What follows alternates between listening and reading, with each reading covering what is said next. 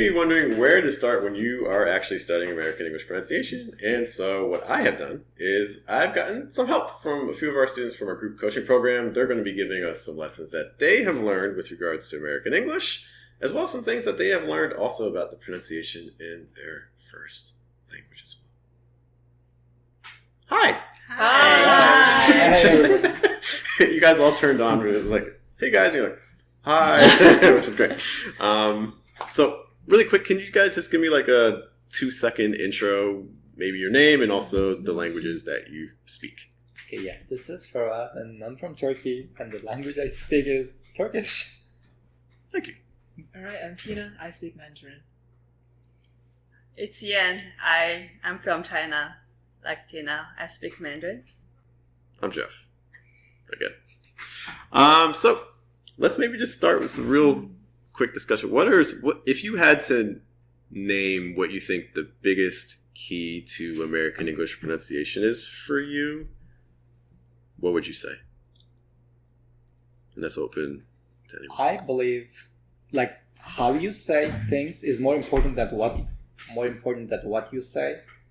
Because like I think like because I started learning English with the grammar stuff because it's like important. It's the biggest thing in Turkish because that's how you convey the message in Turkish kinda. But in American English, it's like more important. I feel like to be able to make specific sounds because like every emotions like everything has got a sound. I feel like you don't have to say certain words or something like that to like convey the feeling. You just need to sound a certain way to make people feel what you feel. Nice. Thank you. I would say for me, the biggest thing is placement. Because I battle a lot with not wanting to sound too masculine initially. Even though I did notice Americans, even female, tend to have like a lower placement. But I somehow associate that with identity. And it took me quite a while before I was able to make that jump. Yeah, that's a big one. So for me, I won't say the breath is the most important element, but maybe it is.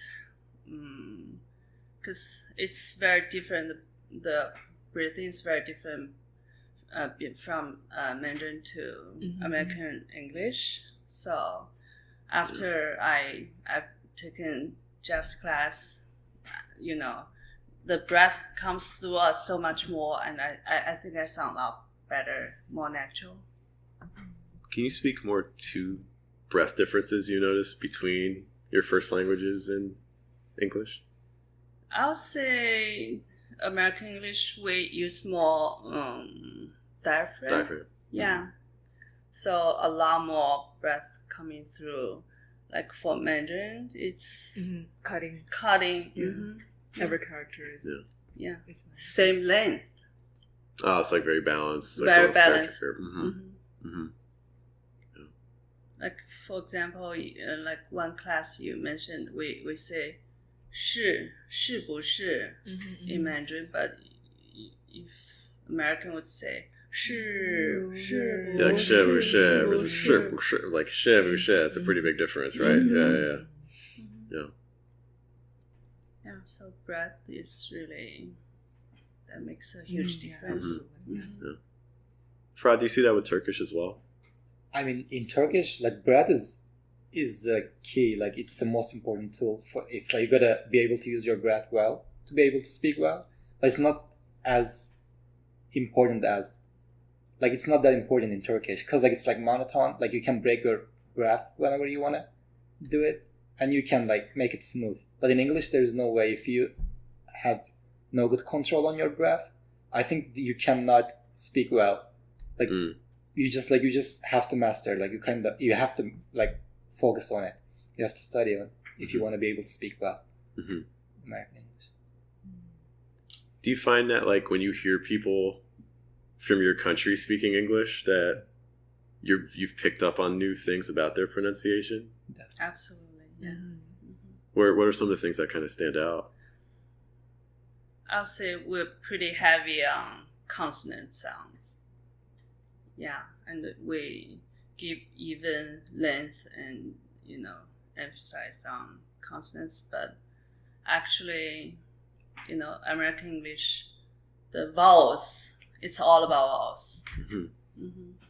That's one of the biggest difference I noticed. One thing that I did not know until I took Jeff's class was how you said that we tend to emphasize on the numbers. And I would never have noticed that myself. What we're talking about again, like $3 versus $3, or like 10 people versus 10 people. Yeah. Especially when I felt like the focus of that sentence is about the number. And I get the logic behind it. Like when I see it a lot more with Mandarin students where the emphasis tends to go on the adjective before the noun because it's like, it's really important, right? If it's $10, the 10 should be really, really important. But it's just in English, I think English views more of it as, if it's important, I include it in the sentence and that's enough. If it weren't important, I wouldn't even say it, But like if I say the word, then that's an indication that it's important enough to be said.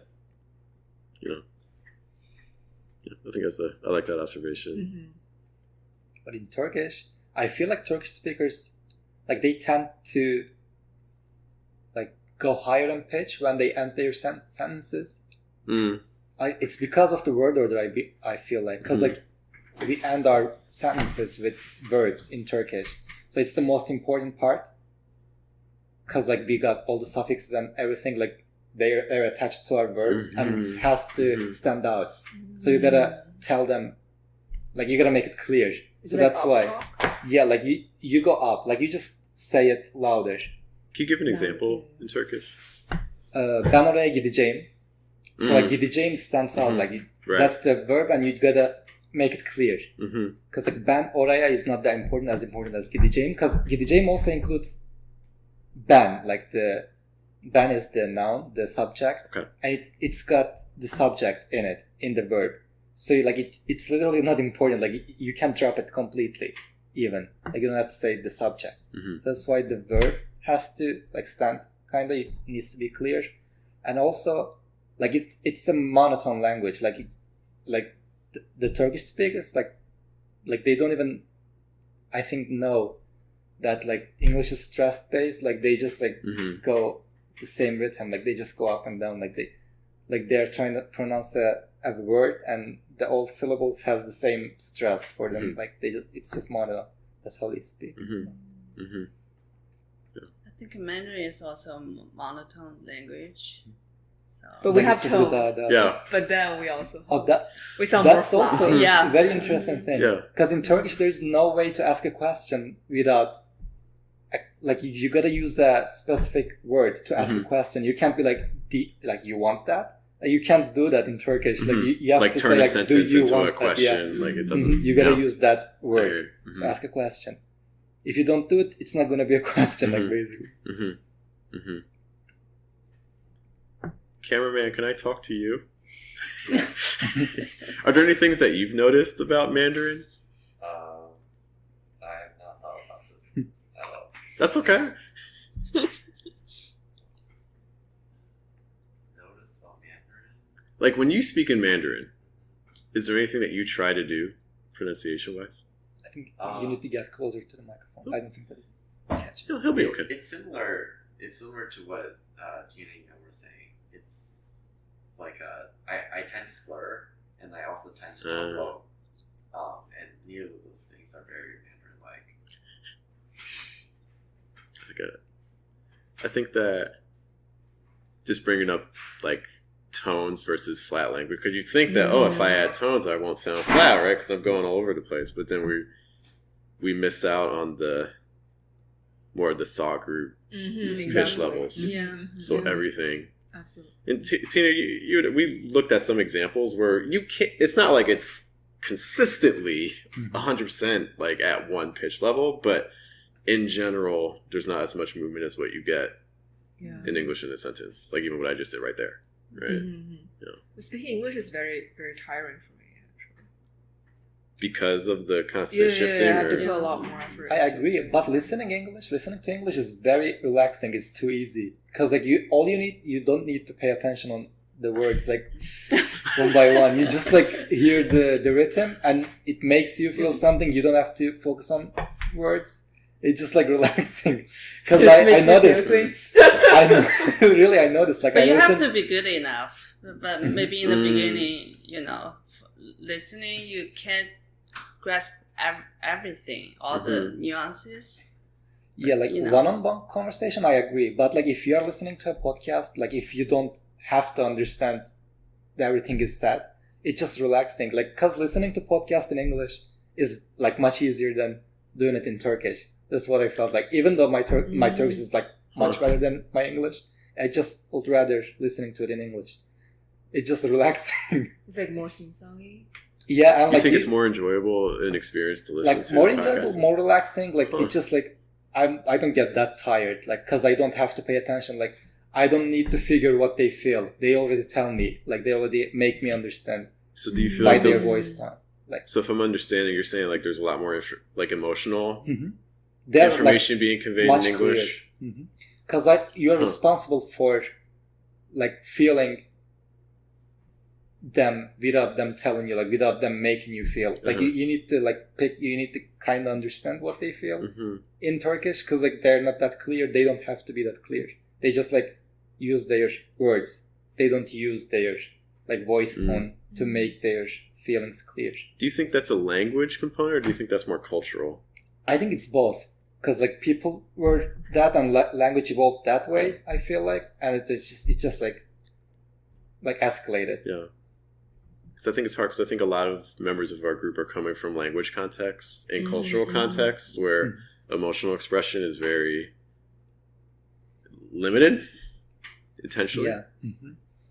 Because like it's sometimes considered like rude to be that open about your emotions. Like you shouldn't be saying that you're happy that clear. You shouldn't be making it that clear, But in English, if you don't state that, they're not going to understand. They're not going to assume that you're happy or you're angry. It actually creates distance between you and other people. Yeah. It's like you're not willing to convey that information with me. You don't trust me. That's the cultural difference, actually. Because like that's when they feel too... Like, they're like, why don't you understand what I feel? Like, that's the cultural shock for Turkish people, I feel like. Because like they need people to feel them, but like it's not happening unless they tell them, you make them feel, you use your voice tone, and like you gotta make it clear. Yeah. You can't expect people to understand what you feel. But if you want to sit down or anything, feel free. You're good to do whatever. So is it because of the musicality? Is that a word in English? Musicality is a word, Because I heard a theory, a researcher from UCSD actually, once she was recording something and left that, keep playing, and later on she realized, oh, that's like a song, for English. Maybe that's the English has more melody. It's just because a lot of times in class I'll hear people say, oh, like it feels like I'm singing in English. But a lot of times I think that's just an aspect of language. Like when people, if you take Americans that learn Mandarin, what do they say? When they're learning tones, they say, oh, this feels like I'm singing. Like people say the same thing, and the same thing, like for instance with Italian, people are like, oh, this is so melodic. What do they say? It feels like I'm singing. So I think just the nature of language is there is a music quality to it, but I think when we're inundated with it on the day-to-day, we kind of, unfortunately, it loses some of the magic of the music. But I feel like in English you have to like do that. Like if you're angry, you gotta sound angry. Like you can not be flat and make the others feel that you're angry. Because there's a way to do that in Turkish, I feel like without sounding angry, you can make the other people, the listener, that feel that you're angry. But in English, you gotta sound angry. Cameraman, can I pose that question to you? Do you agree with that? What? Do you agree that in English, if you're angry, you have to sound angry? What are your thoughts on that? You have to sound angry. Are you trying to convey anger or not in this moment? That's probably the better. Because there's times where you're angry, but if you're like, oh, that's nice. And inside you're like, you son of a... And like you're like about to... I understand. But like, if you do that, you can't expect your listener to understand that you're angry. unless they know you as a person and they know like, oh, I know you're that tone, that happy tone, that's your happy tone when you're angry. They know I don't trust you. Like, I think there's a lot of individual context too, and also, you know, devices like sarcasm, irony, things like that. You know, I think it comes down to intentionality versus just doing something and not being aware of it. And that's where I think the issue comes with, like, from a learner's perspective, we don't know all the tools, so we're not fully aware of what we're doing. But then once you know the tools, you know how to subvert the tools and play with them more, in more fun ways, More effective way. more effective ways, hopefully. You know. Next time you're angry. Make sure. I mean, that's something we talked about before. Like, I think a lot of times when I ask people to sound excited, like in class, like if we're reading a text, I say, "Oh, read this and sound excited." How do people do that? I'm so, like, it's like super boisterous. Like, I'm going to go really high pitched and really loud. But the reality is, like if you're like, "Whoa," that's excited. But you can also be like, "Whoa." And that can, in some ways, actually convey more. Range is very limited. Yeah. We can go high enough, or can go low enough. Mm-hmm. You know, and so sometimes, like, the lows and the weaks can actually be stronger than, like, the louds and the highs. You know, and I think that's a little bit of nuance that a lot of people who learned English kind of miss out on. You know, is there, like, what have you found to be the most challenging part of pronunciation besides how it makes you tired? At this point, I think it's very hard for me to hear the differences when I'm speaking. If I record myself and then listen back to it, I can hear the difference. But as I'm speaking, it's very hard for me to self-correct. In the moment, detecting it. But you can catch it on the recordings. If I watch the recordings. Noted. Or sometimes when you would do, like, 2 different versions and ask me if I can hear a difference, and then you hear it there. Almost have to ask you to repeat at least twice. But eventually I hear it. But it's not that I can't do it myself. Got you. That is hard. So for me, it's really difficult for me to weaken consonant sound, because that's very important for linking and sound natural. You know, we try to speak clear English, understandable, but not natural enough. Right. So it's hard for me to. I work with Geoff a lot in class. So even one small session to link those words, you have to, you know, just emphasize on the vowels and weaken those consonants. That's very super challenging for me. Yeah. But that's so helpful. I'm glad to hear that. Yay. The most challenging part for me is, like, identifying what word is the most important, like which one I should emphasize, stress, which one I should lower my voice. Because, like, when I say I don't know, like, I know the only thing that I should say. No, I don't know. Like, I should make that sound. Like, I should make the no clear, and the rest is just, like, sound. Like, I don't need to make them clear. And, like, another thing, like, there are too many prepositions and things that doesn't exist in Turkish. So, like, it's like I need to understand what they actually mean when I need to emphasize them. Because, like, it doesn't mean anything to me because I don't know what they mean, because it doesn't have a match in Turkish. Like, I can't be like, two is this in Turkish. So I need to, like, dive deep and, like, like, grasp what they mean. When I need to, like, emphasize them, I need to do it, like, naturally. The only way to do that, like, knowing what they actually are. Yeah. I think those concepts that exist in one language but don't exist in another language tend to be very difficult initially. But I think in the long run, those are actually better, because the things that are most similar to our first language are also the things that are easiest to get stuck in our kind of first language. There's a habit like mindset on, because we're like, oh, it's like this in my first language. They're like, well, it's never like 100%. I really like when you said, like, every language is like an ah sound, but it's all different. Right.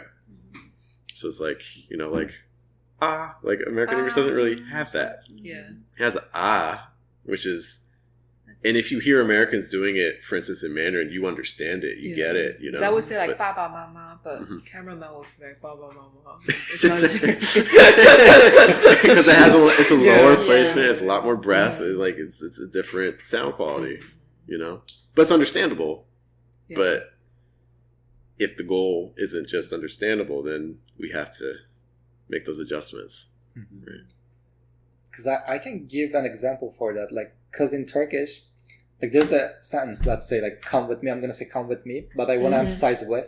But it doesn't exist in Turkish. It's just a suffix, and there's no way to emphasize that. You can't be like, come with me. And I don't know how, like, when I should emphasize that with. Like, when it's natural to say come with me. Like, because I tend to say come with me, and I, like, highlight that me, which English speakers Generally, don't do. pronouns get, Yeah, you don't go high when you say like pronoun. But like that's like something that I found, and it was helpful. Like you just like emphasize the preposition than the pronoun. Like come with me is more natural than come with me. And like again, like I need to understand what happens when I say come with me. That's why I'm working on that with, like what it actually means when I need to emphasize it. What happens when I say come with me, and what happens when I say like come with me, like not emphasizing it. It just like makes a huge difference to me, and I kind of want to be able to understand. I know you like those little nuances. Yeah. Yeah. I worked with Geoff the other day. I really like to discuss this with you still. So remember that.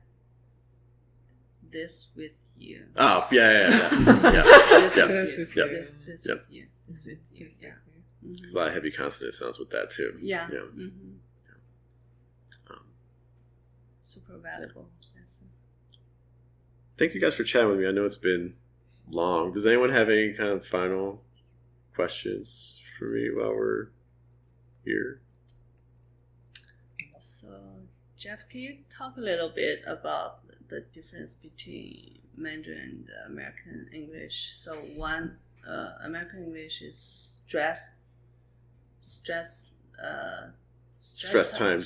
time language. Mandarin is syllable time language. It's a little caveat. Cantonese is even more syllable time than Mandarin is. Just a note. Okay. Mandarin, technically, if you look up, like is northern accent is a bit more something. Mandarin technically is stress timed, but I don't think it's quite as stress timed as English is. Okay. Just a note. So compared to Cantonese. Mandarin is stress timed. Like if you look up, like you can find categories: stress time languages, syllable time languages. You'll see Mandarin with stress timed, but I think English in general relies on that structure to an even greater degree. You know, granted, this is coming from my own bias. You know, English as a first language, but it does have an impact on rhythm.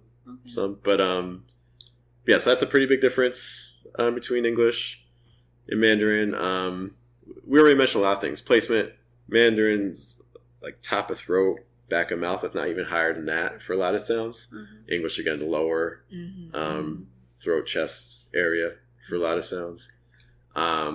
Breath, which also is also tied to weakened consonant sounds. Like the example I use a lot with Mandarin speaking students is like older brother, like guh, guh. Like if you say like, if you just said that like a bunch of times, like guh, guh, guh, guh, guh, guh, like the guh, guh, guh, like the G's are really can dominate a lot. Versus like if you hear a lot of Americans saying it, they would say something more like guh, guh, guh, guh, guh, guh, which is a very different sound quality. And it's a different sound quality because that G is so much softer and that vowel is getting so much more space and the breath keeps flowing from syllable to syllable. Like if you hear a lot of sounds in Mandarin, like if I hear like sh, the breath, it's done. Like it's the syllable's done, the breath is done, right? Whereas like if you hear a lot of Americans doing it, they'll do like sh, sh, and the breath kind of keeps carrying, you know. But like, don't imagine that we're not just doing that at a syllable level. Imagine we're doing that across an entire sentence. It changes everything, you know. So these are, in my mind, some of the big differences we want to be mindful of if we're Mandarin speakers coming into English, or for English speakers going into Mandarin, because it works both ways, right? Mm-hmm. But also, I think this speaks to some of our earlier points about identity as well. So, like, if I'm a female speaker, I may have associations of how a female should sound, or if I'm a male speaker, I have associations of how a male should sound. And when I go across languages, it shifts. Like, for instance, you know, in general, if I want to sound more natural, even as a male speaker in Mandarin, I in general will tend to want to go a little higher than how I talk right now. Yeah. You know, and then for female speakers, and I think there's a lot of pressure on female speakers across cultures in terms of what femininity looks like, you know, and trying to adhere to that. And there's a lot of like social pressure, so it's like there's intentional things we do to not break that occasionally, you know, especially if we're not conscious of it. And so it's common for female speakers to come into English and then get stuck at these placements that just don't sound natural, because it's like, and you don't even realize it's happening until someone calls you out on it. It's like, oh, well, I don't want to talk like this because this is how men talk and things like that, you know. But that's a real thing. So it comes back to fear. Like, I think pronunciation fear issues tend to be fear issues. We're afraid to do a thing because of judgment, you know. We're afraid that if I do that, I'm not going to be who I am, how I identify, you know. So then I do everything but the thing I need to do. When if I just did the thing I need to do, it would speed things up a lot more. Yeah. Other things?